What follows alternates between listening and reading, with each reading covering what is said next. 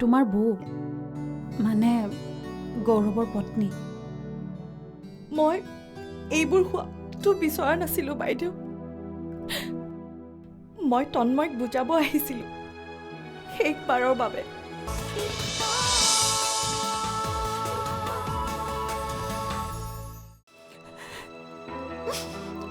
ঈশ্বৰ সাক্ষী আছে, যিদিনা এইখন ঘৰলৈ বিয়া হৈ আহিছিলোঁ গৌৰৱক নিজৰ সন্তানৰ দৃষ্টিৰে চাইছিলোঁ। কেতিয়াও নিজৰ দুৰ্ভাগ্যক লৈ মই চকুৰ পানী টুকা নাছিলোঁ। কিন্তু যেতিয়াই তন্ময়ৰ জন্ম হ'ল তেতিয়াই মই উপলব্ধি কৰিলোঁ এইখন ঘৰৰ সন্তান গৌৰৱহে, তন্ময় নহয়। আজি তন্ময় ঘৰৰ পৰা উলিয়াই দিম বুলি কৈ গৌৰৱে সি মাকৰ মৰমখিনিক অপমান কৰিছে। ইয়াৰ শাস্তি তাক ভগৱানে দিবই। সেয়া এজনী মাকৰ অভিশাপ।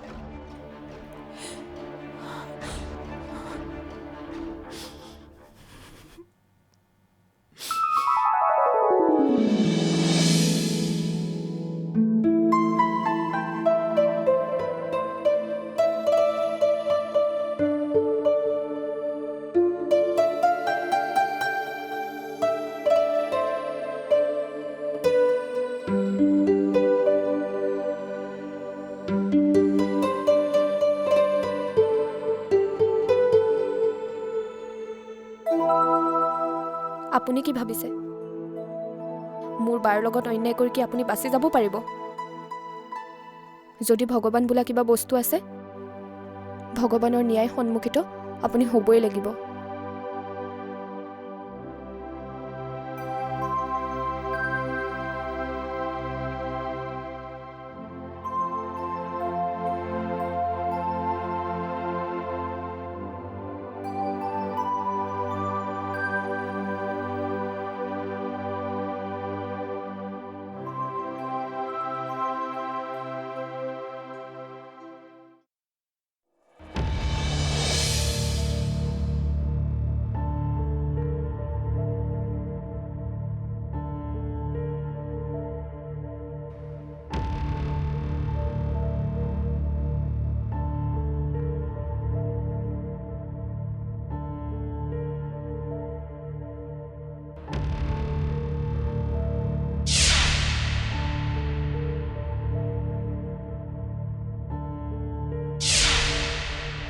যদি গৌৰৱৰ লগত তাইৰ সম্পৰ্ক নাহি, কাৰ লগত তাই মনে মনে মেছেজ কৰি থাকে?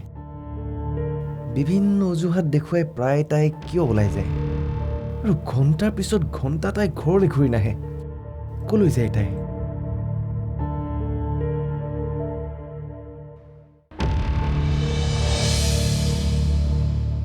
কাক মেছেজ কৰি আছ? মেছেজ নহয় অ', কিবা হিচাপ এটাহে কৰি আছোঁ। মোবাইলটো চাওক। দেখিলেনে? হ'ল এতিয়া?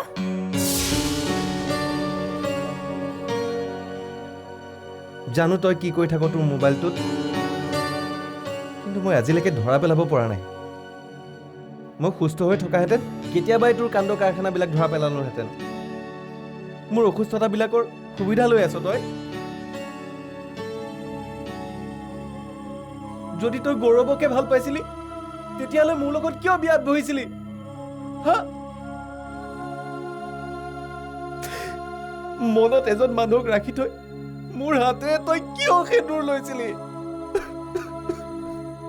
তই বিৰাট বেয়া কাম কৰিলি দৰ্শনা, তই মহা পাপ কৰিলি।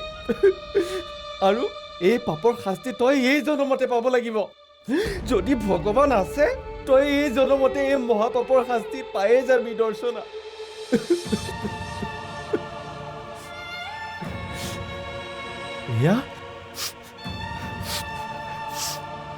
এয়া মৰিবলৈ লোৱা মানুহ এজনৰ অন্তিম ইচ্ছা।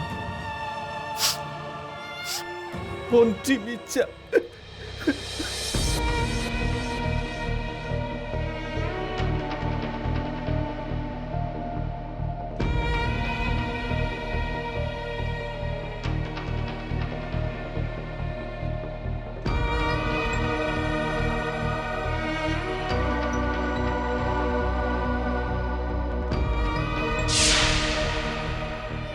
আচলতে কি জানো মাজনী, ভগৱানক বুজি পোৱাটো ইমান কঠিন নহয়। তই যদি ভগৱান নাই বুলি ভাব, তেতিয়াহ'লেও ভগৱানৰ প্ৰভাৱ তোৰ জীৱনত পৰিব। মূল কথাটো কি জান? আমাৰ জীৱনৰ সুখ দুখবোৰ আমাৰ কৰ্মৰে ফল। তই যদি কাৰোবাক অমংগল কৰি হাত সাৰি যাম বুলি ভাবিছ, তেনেকৈ কেতিয়াও নোৱাৰ। তাৰ পৰিণাম তই ভুগিবই লাগিব, ই চিৰ সত্য। আৰু তোক যদি কোনোবাই অপকৰ্ম কৰে, তেতিয়াহ'লে সেই অপকৰ্ম কৰোতাজনে তাৰ পৰিণাম ভুগিব লাগিব।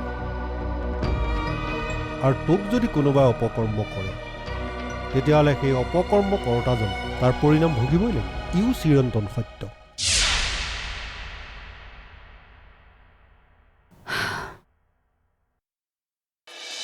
শিখা, নাকান্দিবাচোন। তন্ময়, মই মোৰ ল'ৰাটোক এৰি কেনেকৈ থাকিম কোৱা? মই জানো যে তোমাৰ কাৰণে সেইটো সম্ভৱ নহয়। বৰ্ডিং স্কুল, তোমালোকে কেনেকৈ ভাবি ল'লা সেই অকণমানি ল'ৰাটোক মাকৰ পৰা আঁতৰাই ৰাখিবা বুলি?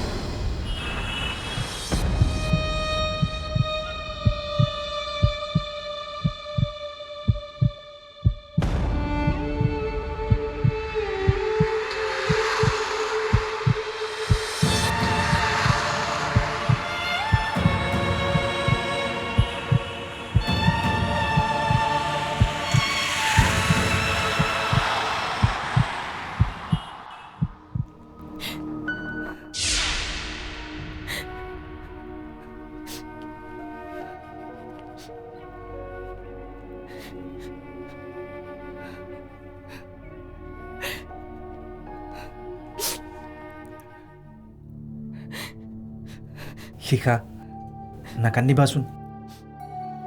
তন্ময়, মই মোৰ ল'ৰাটোক এৰি কেনেকৈ থাকিম কোৱা? মই জানো যে তোমাৰ কাৰণে সেইটো সম্ভৱ নহয়। বৰ্ডিং স্কুল, তোমালোকে কেনেকৈ ভাবি ল'লা সেই অকণমানি ল'ৰাটোক মাকৰ পৰা আঁতৰাই ৰাখিবা বুলি? প্লিজ তন্ময়, মোৰ লগত তেনেকুৱা নকৰিবা।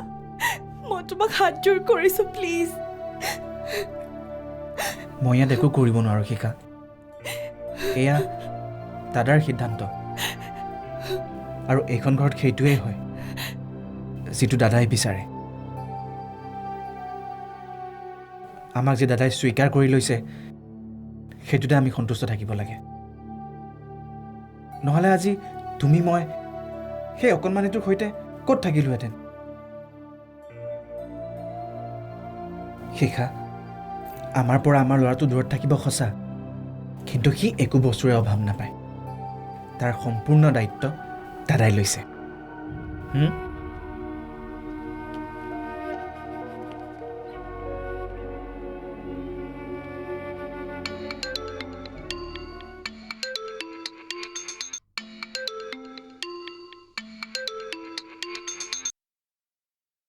হেল্ল', গৌৰৱৰ এক্সিডেণ্ট হৈছে। কি এক্সিডেণ্ট?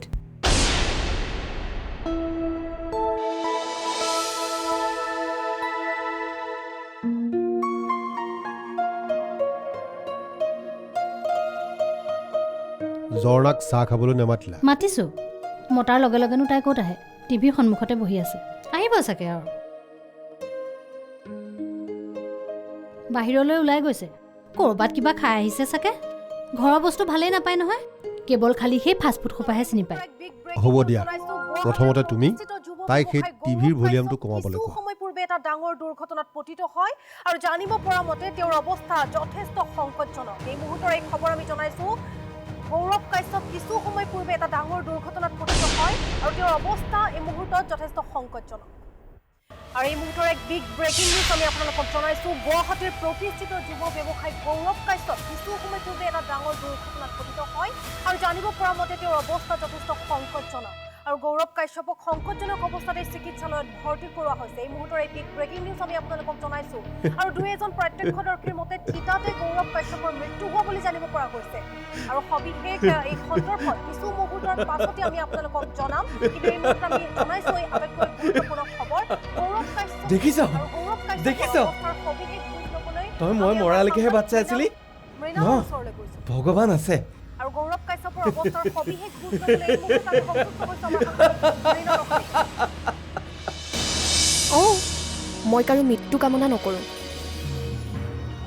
কিন্তু বৰ্তমান সময়ত বাৰ জীৱনত বাধা যদি আঁতৰে মই বেয়া নাপাওঁ।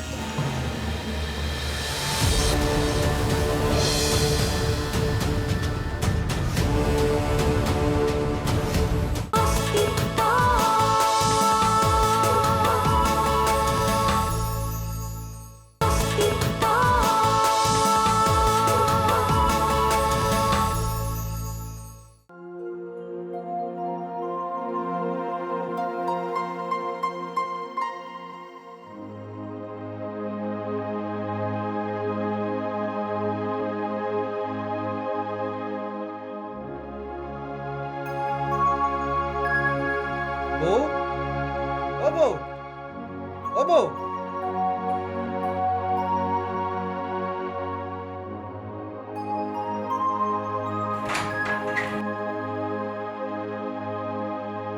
বৌ কি হ'ল তন্ময়? Accident accident? ক'ত? কাৰ? দাদাৰ এক্সিডেণ্ট বৌ। হস্পিটেলৰ পৰা ফোন কৰিছিলে, দাদাৰ কণ্ডিশ্যন খুব বেয়া বুলি কৈছে। মই হস্পিটেললৈ যাওঁ বৌ, তুমি ওলোৱা, দেৰি নকৰিবা। বৌ বৌ দেৰি নকৰিবা, সোনকালে ওলোৱা।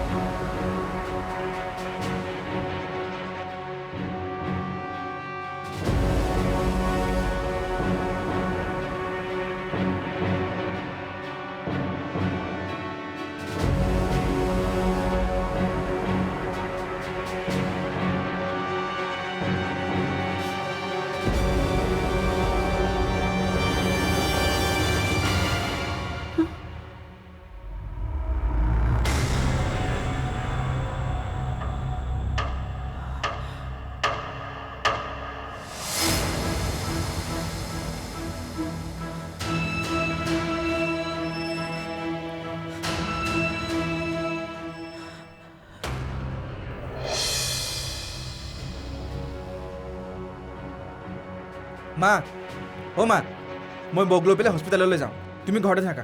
অঁ দেৰি নকৰিবি, সোনকালে যা। ঠিক আছে, মই গাড়ীখন উলিয়াই লৈ আহোঁ।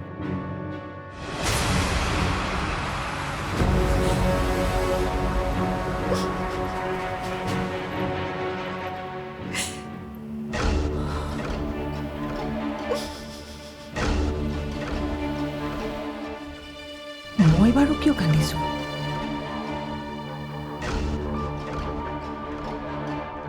মই সুখী হোৱা উচিত। মোৰ ল'ৰাৰ লগত অন্যায় কৰা জনলৈ মোৰ দুখ কিহৰ? যদি গৌৰৱ নাথাকে তেতিয়াহে তন্ময় জীৱন উদ্ধাৰ হ'ব।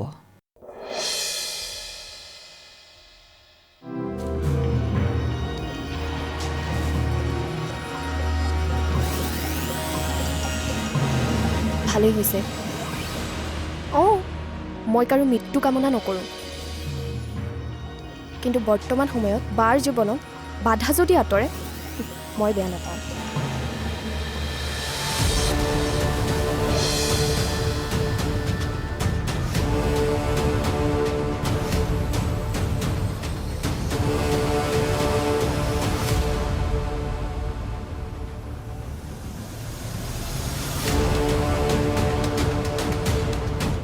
ডক্টৰ পেচেণ্ট আপোনালোকৰ কি হয়?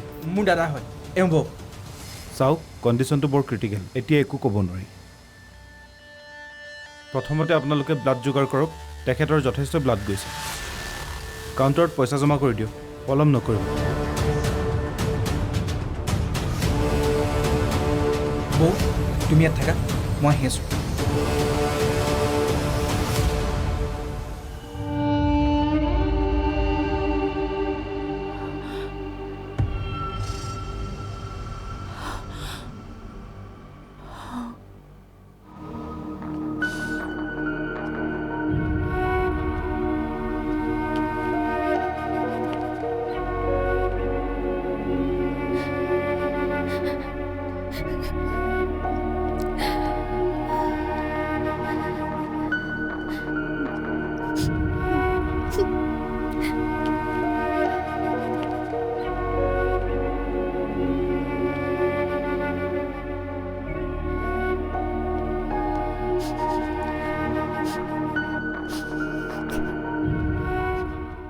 হেৰা, কান্দি কাটি থাকি লাভ নাই, সোনকালে ওলোৱা।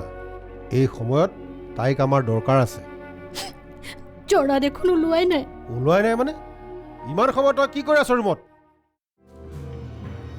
মই নাযাওঁ। নিয়ে এটা হস্পিটেলত এক্সিডেণ্ট হৈ পৰি আছে, তই নাযাওঁ বুলি কেনেকৈ ক'ব পাৰিছ? বাহিৰৰ প্ৰতি তোৰ কোনো মৰম নাই?